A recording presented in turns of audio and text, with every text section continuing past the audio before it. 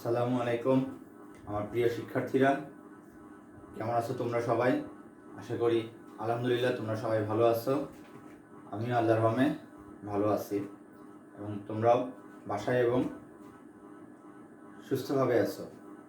আসো আমরা আজকে একটু নবম শ্রেণীর ষষ্ঠ অধ্যায় থেকে একটা সৃজনশীল তোমাদেরকে করাবো আজকে। তো দেখো আমি সৃজনশীল প্রশ্নটা এখানে লিখে নিছি। তো কী লিখছি সেটা আমরা একটু পড়ে দেখি। এবিসি ত্রিভুজের এ কোণ সমান এক সমকোণ, বিসি বাহুর মধ্যবিন্দু ডি, এতটুকুই আমাদের উদ্দীপক দেওয়া আছে। এবং এই উদ্দীপক থেকে আমাদের ক নম্বরে যে প্রশ্নটা বলা আছে, প্রদত্ত তথ্য অনুযায়ী এবিসি ত্রিভুজটি অঙ্কন করো। তা আসো আমরা এখন এই তথ্য অনুসারে তাহলে এবিসি ত্রিভুজটি অঙ্কন করব। তাহলে দেখো ক নাম্বার, তাহলে আমাদের ফার্স্ট এ কোণ এক সমকোণ। তাহলে একটা ত্রিভুজের কয়টা কোণ থাকে? তিনটি কোণ থাকে। তো তিনটি কোণের ভিতরে যদি একটি কোণ এক সমকোণ হয় তাহলে সেই ত্রিভুজকে আমরা কি কোণী ত্রিভুজ বলবো? সমকোণী ত্রিভুজ বলবো। তাহলে আমরা এখানে যে ত্রিভুজটা অঙ্কন করতে হবে সেই ত্রিভুজের একটা কোণ আমাদের সমকোণ হতে হবে এবং সেই সমকোণকে আমরা এ দ্বারা প্রকাশ করব। সমকোণ হতে হলে কি হতে হবে? আমরা একটা ফার্স্টে ভূমি এঁকে নিব, ভূমির ওপরে আমরা লম্ব আঁকবো। তো আমরা লম্বটা স্কেল দিয়েও আঁকতে পারি অথবা কাঁটা কম্পাস দিয়ে আমরা এঁকে নিতে পারি। তো আমি এখানে হাত দিয়ে এঁকে নিচ্ছি। দেখো এখন এঁকে কি করব আমরা? এটা সমকোণ, তাহলে সমকোণ তৈরি হলো। এরপরে কি করব? দুটো প্রান্ত আমরা যোগ করে দিব। তাহলে এখন নাম কিভাবে দেব? আমাদের নির্দিষ্ট করে যেহেতু বলে দিছে এ কোণ এক সমকোণ, তাহলে সমকোণকে আমরা এ দ্বারা প্রকাশ করব। অপর দুই প্রান্ত দুটো শীর্ষবিন্দুকে আমরা যে কোনো একটাকে আমরা একটা বি ধরবো, একটা সি ধরবো। তাহলে দেখো এরপর আরেকটা কি বলছে? বিসি বাহুর মধ্যবিন্দু ডি। আমরা বি এবং সি বাহুর মধ্যবিন্দু নির্ণয় করব। মধ্যবিন্দুটা আমরা এখানে স্কেল দিয়ে মেপে নিব। মেপে নিয়ে দৈর্ঘ্য যদি আমাদের এখানকার 6 সেন্টিমিটার বা 5 সেন্টিমিটার বা 10 সেন্টিমিটার যেটাই হোক, তার কি করব? মাঝখানের যে বিন্দুটা আছে আমরা সেই বিন্দুটা এখানে এভাবে দেখাবো। এটার নাম দিব কি আমরা? ডি। তা আমরা বলবো এখন উদ্দীপক অনুযায়ী ইহাই নির্ণয়। তাহলে উদ্দীপক অনুযায়ী ইহাই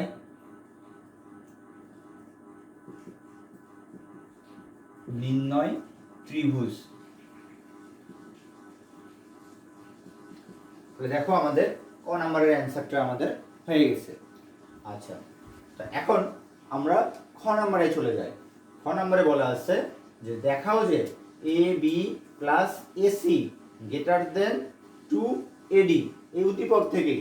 তাহলে খ নাম্বারের জন্য আমি এই চিত্রটাই যদি ঠিক রাখি, তাহলে আমরা খ নাম্বার যখন করব তখন আমরা এই চিত্রটা আবার আঁকাবো। তাহলে কারণ আমাদের এখানে চিত্রতে আরো কিছু আমাদের কাজ করতে হবে। আচ্ছা, আমি ওই অংশটুকু মুছে দিলাম। তাহলে আমার চিত্রটা থেকেই গেল।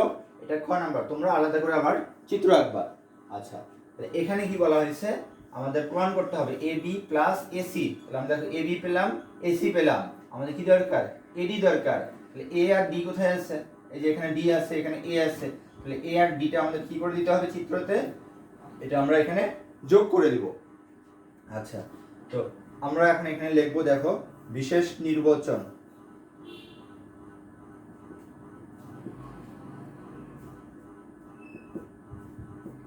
বিশেষ নির্বাচনটা কি? মনে করি এ বি সি একটি ত্রিভুজ যার এ কোণ সমান এক সমকোণ। তারপরে কি দেখবো? বিসি বাহুর মধ্যবিন্দু আমাদের বলে দেওয়া আছে কত? ডি। প্রমাণ করতে হবে যে আমাদের উদ্দীপকে যে অংশটুকু গাণিতিকভাবে প্রকাশ করা আছে আমরা সেটাই এখানে লিখব। তাহলে কি লিখব? A B plus AC greater than কত আমাদের 2AD গ্রেটার দেন 2AD। তো এইটা আমরা এখন প্রমাণ করে দেখব। তো আমাদের যেহেতু প্রমাণের ভিতরে এখানে 2AD কথাটা উল্লেখ করাই আছে, তাহলে অঙ্কনে এখানে আমাদের আর প্রয়োজন নেই। এরপরে আমি সরাসরি চলে যাই প্রমাণে। তো আমি এই অংশটুকু এখানে দেখো মুছে দিচ্ছি।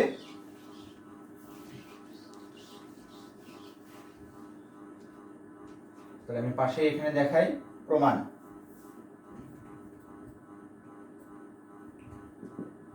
আচ্ছা, তাহলে এখন আসো আমরা এই প্রমাণটা করার জন্য আচ্ছা এখানে আমাদের একটু অঙ্কন একটা কাজ করে নিতে হবে।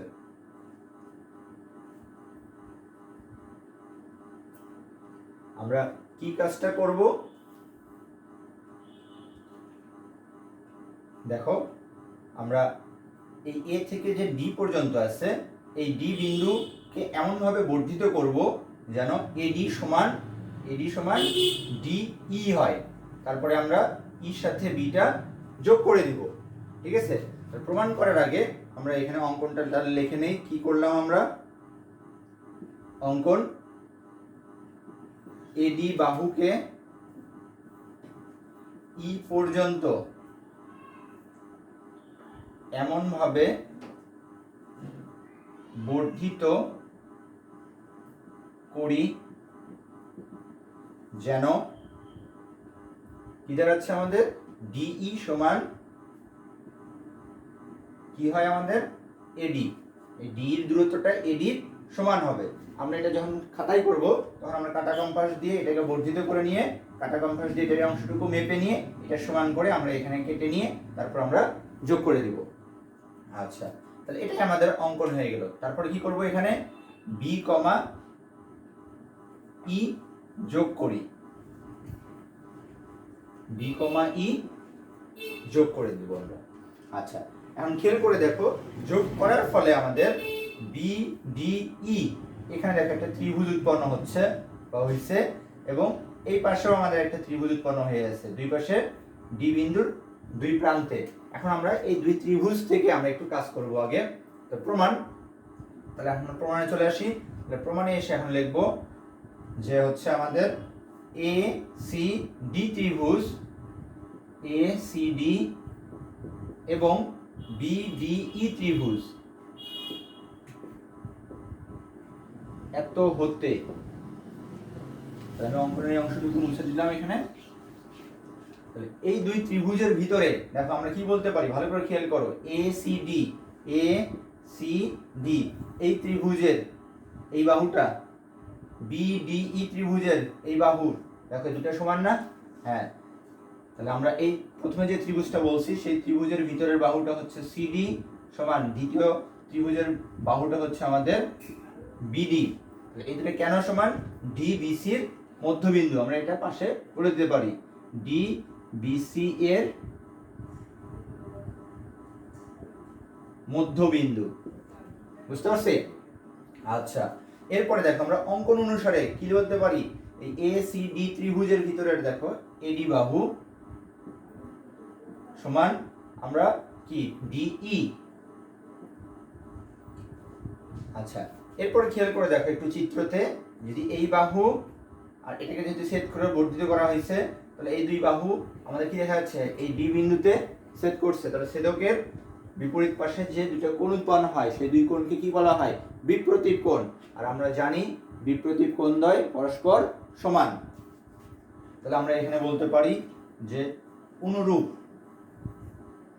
অথবা আমরা এইভাবে বলতে পারি কোণ এ ডিসি সমান কোণ বি ডি ই, পাশে এখানে বলতে পারি বিপ্রতীপ কোণ বলে।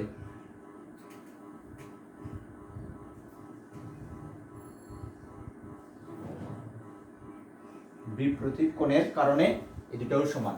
দেখো আমরা আগে জানছি দুইটা বাহু আর একটা কোণ যদি সমান হয় তাহলে আমরা কি বলতে পারি? ত্রিভুজ দুইটা সর্বসম।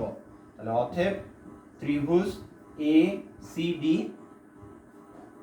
সর্বসম ত্রিভুজ বি ডি ই। বুঝতে পারছি?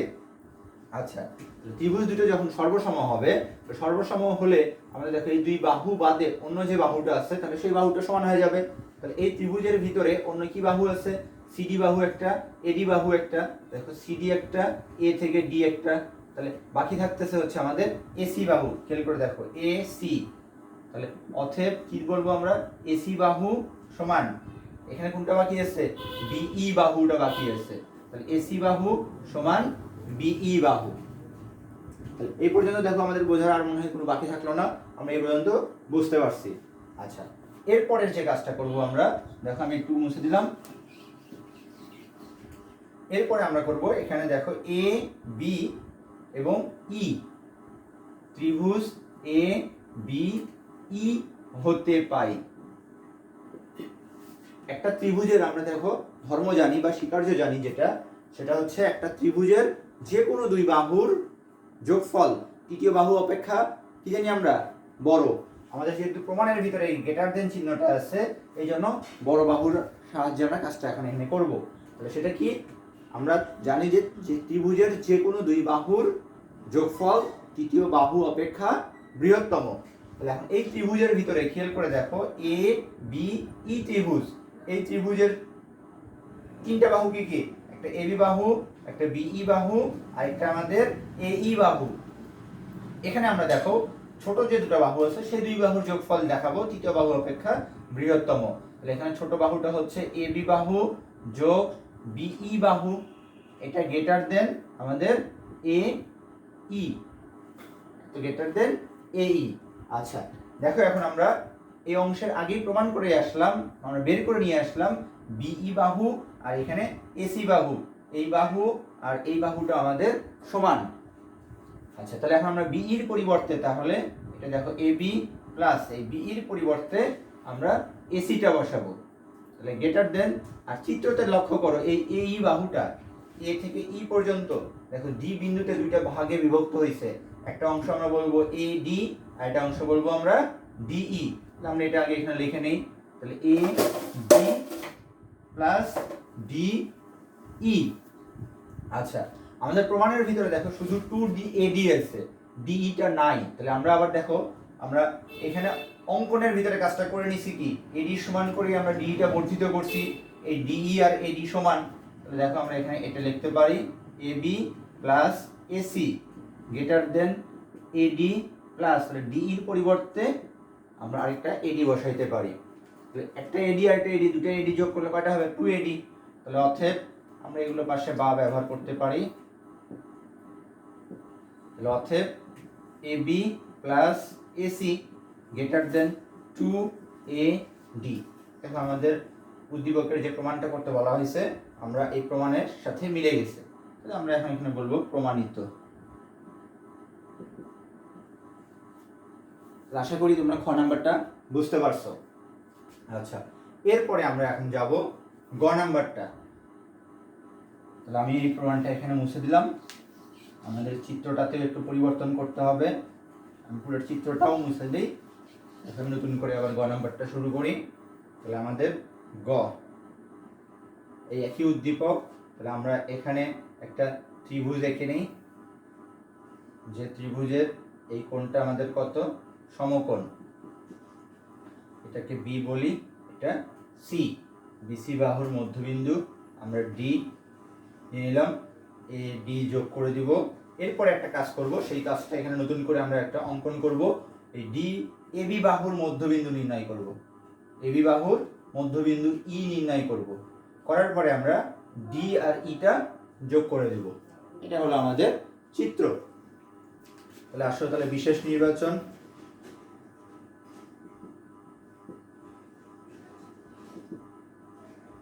লিখি মনে করি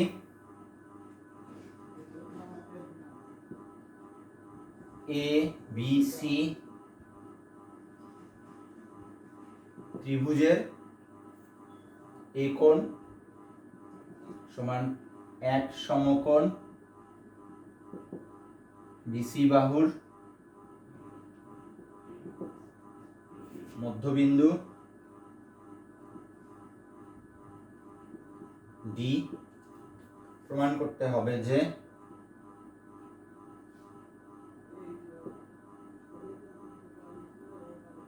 এখানে কি প্রমাণ করব আমরা? এডি দেখো এই এডিটা কি আমাদের এই বিসির অর্ধেক, হাফ বিসি।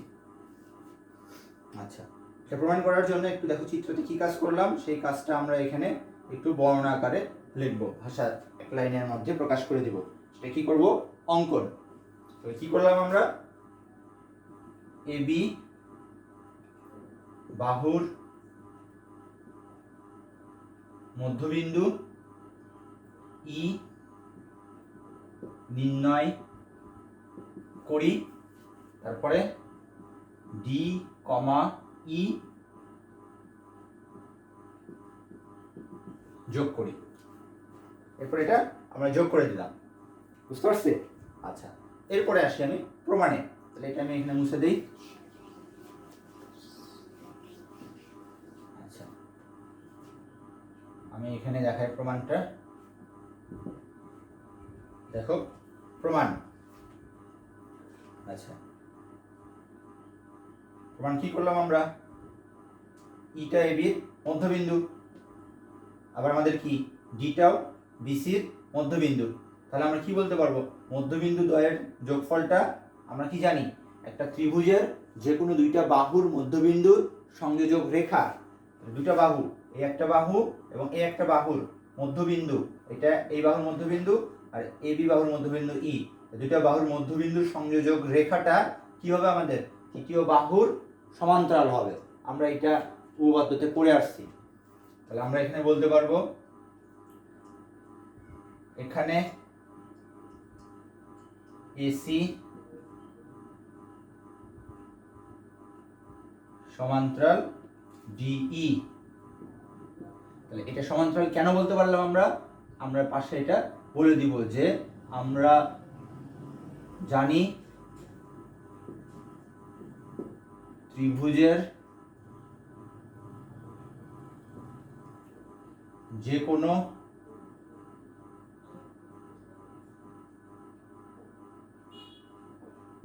দুই বাহুর মধ্যবিন্দুর সংযোজক রেখা তৃতীয় বাহুর